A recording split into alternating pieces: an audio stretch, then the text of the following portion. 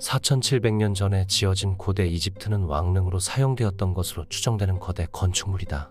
4, 5세기로 가기 전 영혼의 임시 거처라는 주장 등 여러 가설이 난무하지만 피라미드의 내부가 온전된 것이 하나도 없기 때문에 가설 검증이 불가능하다. 고대 이집트인들은 사람이 죽으면 4, 5세기에서 되살아난다고 믿었기 때문에 죽은 파라오가 살 4, 5세기에 왕궁을 짓는다는 개념에서 만들었다. 즉 기본적으로는 무덤으로 설계된 것이다. 지금은 거의 피라미드만 남았지만 건설 당시에는 근처에 신전과 제사를 지내는 공간, 피라미드를 둘러싼 긴 벽 등 부대시설이 함께 있었다. 이집트의 피라미드는 엄청나게 크고 기하학적으로 완벽한 모습이며 피라미드를 구성하는 사각돌의 크기부터가 장난 아닌 데다가 특히 이집트 최대의 피라미드라 불리는 쿠프의 대피라미드는 2.5톤 무게 사각돌 300만 개를 사용했다고 한다. 건축물의 수평 등이 매우 정밀에 찬탄을 자아내게 한다. 피라미드의 압도적인 인상은 동시대 이집트인은 물론이고 주변 국가와 후대의 문명, 특히 유럽에 큰 영향을 남겼다. 이집트 건축에서 많은 영향을 받은 크레타 섬의 문명이나 고대 그리스의 파르테논 신전 같은 것도 이집트에 대담한 시도가 없었다면 존재하지 못했을 것이다. 이 피라미드가 기원전 2560년에 146m 높이를 달성한 이후로 인류는 무려 3871년 동안 이보다 높은 구조물을 짓지 못했다. 원래 고왕국 이집트에서는 피라미드를 피라미드가 아니라 마르라고 불렀다. 하지만 기원전 그리스의 관광객들이 본국에 돌아가 피라미드를 설명하기 위해 그들이 먹는 삼각형 모양의 과자 피라미스에 비교했기 때문에 피라미드란 명칭으로 세계에 널리 알려졌다. 피라미드의 강면은 정확히 동서남북 방향을 가리키는 것으로 유명하다. 근세에 세워진 그리니치 천문대는 9분 정도 기울어져 있는데 반의 피라미드의 남북 방위는 겨우 3분 오차가 있을 뿐이다. 나침반도 없던 4500년 전 고대의 방위를 어떻게 정밀 측정했을지는 추측의 영역이다. 피라미드는 겉으로 봤을 때 석재가 약탈된 흔적을 제외하고 석재들끼리 아귀가 블록처럼 딱딱 들어맞는데 당시는 청동기 시대였기에 화강암을 절삭 가공할 도구 자체가 없었다. 설령 건설기술 항목에 서술된 것처럼 가공했다 하더라도 이 방법은 화강암을 쪼개는 방법이지 깎거나 절단하는 방법이 아니므로 각 석재들을 블록처럼 들어맞게 가공하는 것은 불가능에 가깝다. 건설 방법에 대한 충분한 설명이 아직 없는 것도 미스터리이다. 수년간 가장 유력했던 이론은 피라미드 한쪽 면을 따라 설치된 별도의 경사로로 돌이 운반되었다는 것이지만 현재는 주류 학계에서 부정되는 추세이다. 피라미드의 높이가 높아질수록 경사는 급격해지고 경사로는 길어지게 된다. 꼭대기까지 올라가면 돌을 운반할 만한 경사로의 길이는 2km가 넘게 되는데 이는 피라미드보다 더 큰 구조물이 된다는 것이 문제이다. 나중에는 피라미드 외부면을 돌아가는 훨씬 작은 경사로가 나선형으로 설치되는 방식도 제시되었지만 돌의 규모와 모퉁이의 존재까지 생각하면 경사로를 지탱하기도 돌을 효율적으로 옮기기도 힘든 방법이다. 만리장성은 중국의 성벽으로 흉노족이나 몽골족과 같은 북방 유목민족의 침략을 막기 위해 기원전 260년 전국시대부터 건설이 시작되어 후대 왕조에 의해 1000년 동안 확장, 보수되어 온 인류 최대 성과 구조물이다. 실제로는 만리보다 조금 더 긴 약 6350km이다. 중국에서는 만리장성이 아니라 장성이라고 부른다. 만리장성의 구분 커브를 전부 펴면 그 길이는 무려 한반도를 감싸고도 남으며 비행기로 5시간이 넘게 걸리는 길이다. 한국어로는 장성이라 발음되며 중국어로는 창청으로 발음된다. 전국시대의 국경으로 삼을 만한 자연 경계가 없던 초나라가 최초로 장성을 쌓기 시작했는데 이후 장성 건설은 전국시대 강대국들의 트렌드가 되었다. 장성의 목적은 자국 영토와 인구를 보호하려던 것이다. 북방 유목민족과의 경계선 확립이다. 장성과 경보체제를 갖추면 아무래도 유목민족이 남하하기 어려워진다. 그전에는 주요 감시망을 피해서 목축 동물들을 데리고 내려와 눌러 살면 그만이었지만 장성 축조 이후에는 대규모 군사행동을 하지 않고서는 불가능해지기 때문이다. 만리장성은 건축학적으로 큰 의미가 있다. 동서 6000km에 이르는 구간을 지나는 동안 장성에는 각 지형에 맞는 건축 공법이 적용되었다. 예를 들어 평지를 지날 경우 성벽은 방어력 강화를 위해 더 두껍고 높아지게 되고 산간 지방을 지날 때에는 낮아지는 대신 재해에 견디기 위해 더욱 견고해지며 물 위를 지날 때에는 홍해 수문이 설치된다. 또한 기후적으로도 온대 기후에서는 일반 벽돌이나 돌을 사용하지만 건조 기후에서는 진흙을 더 빠른 진흙 벽돌을 사용했다. 이탈리아 로마의 중심지에 위치한 고대 로마 시대에 건설된 투기장. 원래 이 타입의 것은 원형극장이라고 하는 건축물로 서기 80년경 완공되었다. 첫 개장은 티투스의 치세인 서기 80년에 한 것이 맞으나 이후 도미티아누스가 기존 3층이었던 콜로세움의 한 개층을 더 얹어 서기 82년에 4층으로 완공시켰다. 길이는 189m이고 너비는 156m이다. 외벽의 높이는 52m에 달했으며 상수란 네로의 개인 궁전에서 뜯어낸 각종 조각상들을 외벽의 아치 내부에 배치했다. 외벽 처마와 기둥도 1, 2, 3층이 각각 도리아, 이오니아, 코린트 양식으로 다른 외양을 취하고 있다. 베수비오 화산에서 나오는 화산재를 이용한 콘크리트 같은 특수 건축재와 무게를 분산시키는 아치형 구조를 채택해 비교적 적은 자재로 거대한 건물을 지을 수 있었다. 200개의 가죽 차양이 콜로세움 내부에 설치되어 관중으로부터 태양빛과 비를 차단할 수 있게 해주었다. 중앙의 인공 연못은 마치 바다를 연상시켰다고 한다. 콜로세움은 로마 제국의 전성기에 5만 명에서 8만 명의 관중들을 수용할 수 있었다.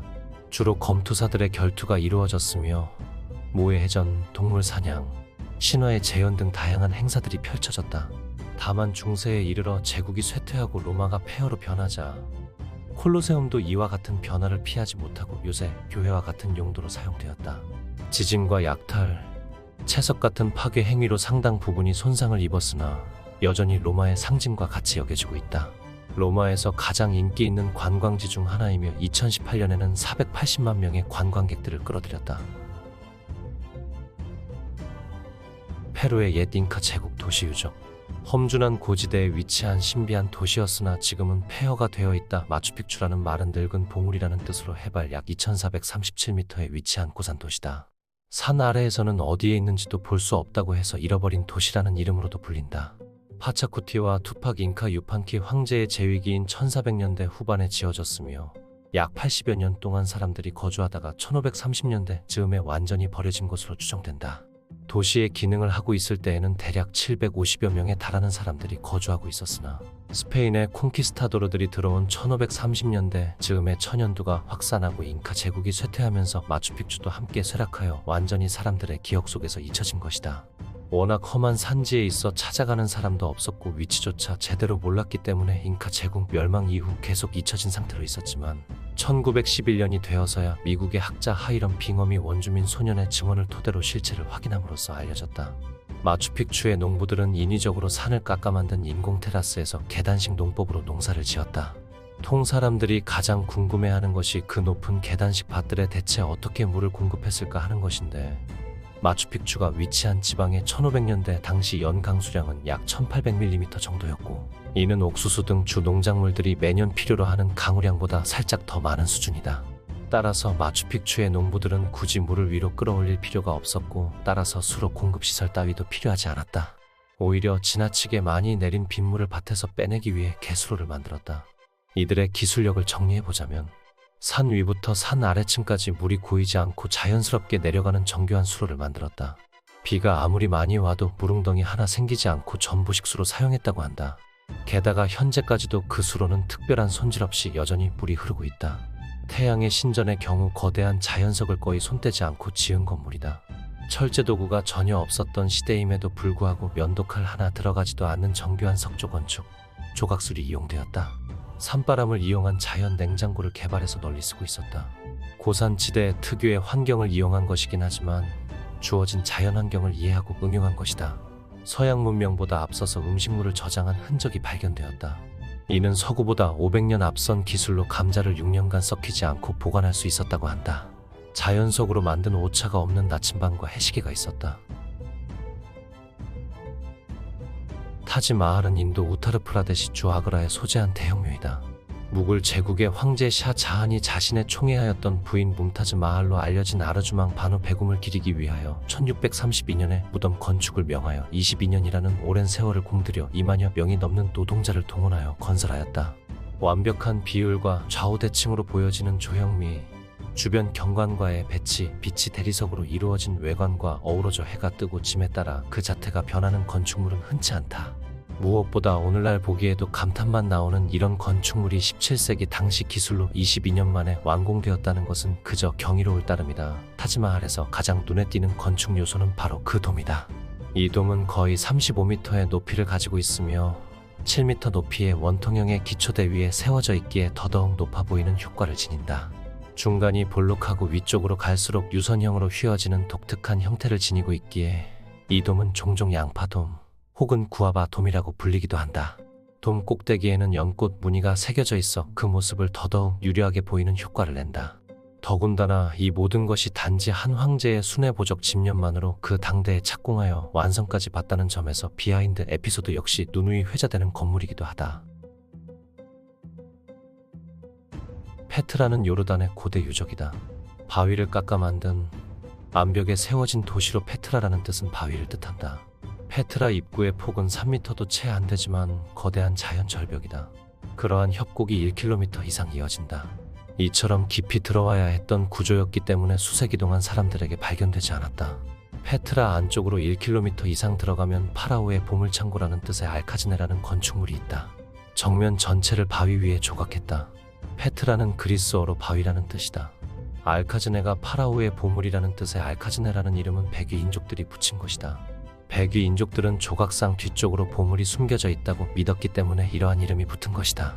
그 때문에 알카즈의 위쪽의 조각상에는 사람들이 보물을 차지하기 위해 전투를 벌인 흔적인 총탄 자국이 있다. 알카즈네는 그리스 건축 양식이 돋보인다.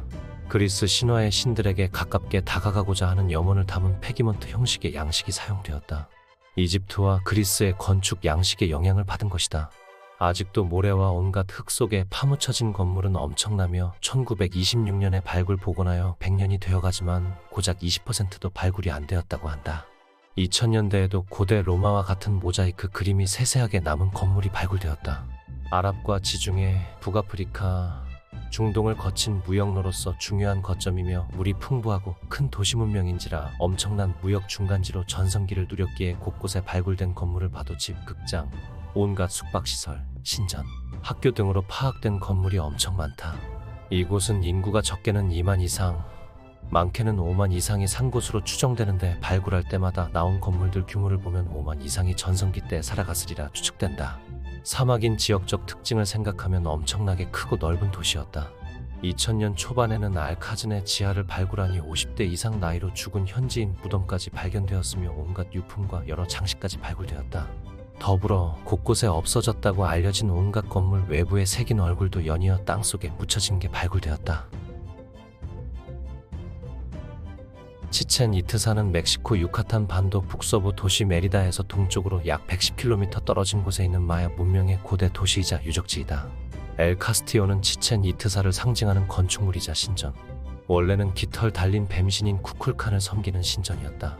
이 신전을 처음 본 스페인 병사들이 마치 성체와 닮았다 하여 성이라는 뜻의 엘 카스티오라는 이름을 붙였다. 높이는 30m, 9층의 계단식 피라미드이며 꼭대기의 신전은 높이가 6m 정도이다. 꼭대기의 신전 내부에는 차크물 석상과 제규어 형상의 옥좌가 놓여있다. 9세기에 완성했다고 추정하는데 각 면에 있는 계단이 91개이므로 사면의 계단 총수는 91헥사 이꼬르 364단. 여기에 정상에 1단을 더하면 365일이 되는 신비한 건축물이다. 또 밤낮의 길이가 같아지는 춘분과 추분의 북쪽 계단에서 연출되는 독특한 효과를 볼 수 있다. 매년 춘분과 추분의 일몰 무렵에는 북쪽면 계단 맨 밑에 있는 깃털 달린 뱀의 머리 조각 쪽으로 그림자가 들이오는데 그 형상이 꼭 거대한 뱀이 치첸 이트사에서 계단에 몸을 대어 땅으로 내려오는 듯하다고 알려져 있다. 치첸 이트사의 촌판 틀리는 해석하면 해골 재단이라는 뜻이다. 치첸 이트사가 당시 아즈텍 제국과 테오티우아칸 등의 문화권과 교류가 있었다는 증거로 신에게 제물로 바쳐진 사람들의 두개골을 그대로 묘사해놓은 모습을 하고 있다.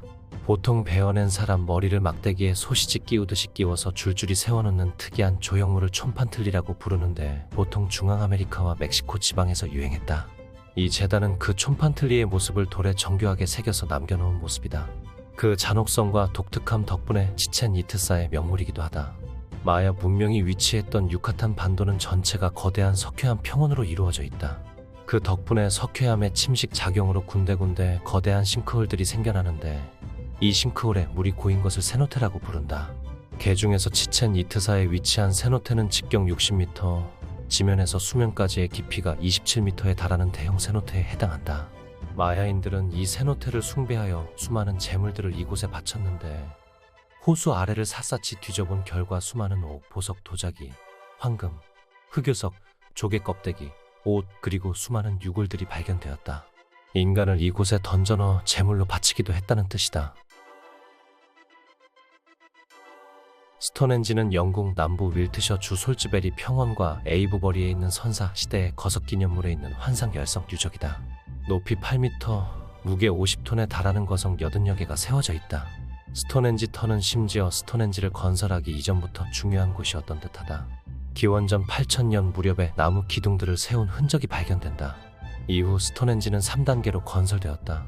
사슴석과 청석으로 이루어진 스톤헨지는 바깥쪽 권을 셰일 서클, 안쪽 권을 블루스톤 서클이라고 부른다. 사슴석으로 만든 원은 기원전 1500년경에 세워졌고 블루스톤 청석으로 만든 원은 기원전 2000년경에 세웠다고 한다. 수수께끼의 선사시대 유적으로 누가, 어떻게, 왜 만들었는가에 대한 의문이 풀려지지 않고 있다. 현존하는 문서들 중 스톤헨지에 대해 언급한 가장 오래된 기록은 1130년 헌팅던의 헨리가 쓴 앵그린들의 역사인데, 여기서 저자는 누가 무엇을 위해 만들었는지 알 수 없는 유적이라고 언급했다. 예부터 숱한 사람들이 스톤헨지에 관심을 가져 그것의 기원, 용도, 목적을 궁금해하였다. 옛사람들이라고 다르지 않았으므로 스톤헨지를 소재로 한 여러 가지 전설이 생겼다. 스톤헨지의 구조는 특정한 시간을 표시하도록 이루어져 있는데, 이는 고대 로마 시대부터 알려져 있던 사실이다. 로마의 역사가 디오도루스 시쿨루스는 스톤헨지가 19년마다 그곳을 방문하는 태양의 신을 위해 지어졌다고 서술했다. 보스턴 대학의 제랄드 홉킨스 교수 등이 디오도루스 시쿨루스의 학설을 더욱 발전시켜 스톤헨지의 구조와 시간의 흐름, 그리고 천체의 움직임이 밀접하게 연관이 있다는 주장을 펼쳤다. 1963년 영국의 저명한 과학 잡지 네이처지의 천문학자 제럴드 호킨스가 기고한 논문이 수록되었고 스톤헨지는 고대의 천문대였다는 것이다. 우선 거석과 구덩이의 배치를 통해 하진날 일출 시간과 동짓날 일몰 시간을 계산할 수 있으며 28일 주기로 차오르는 달의 운행과 돌의 배치가 밀접한 관련이 있다는 사실이 컴퓨터 계산을 통해 확인되었다. 2022년 3월에는 스톤헨지가 태양력 계산을 위한 도구라는 연구 결과가 발표되었다. 그러나 왜 거석을 사용했는지 여부는 알 수가 없었다.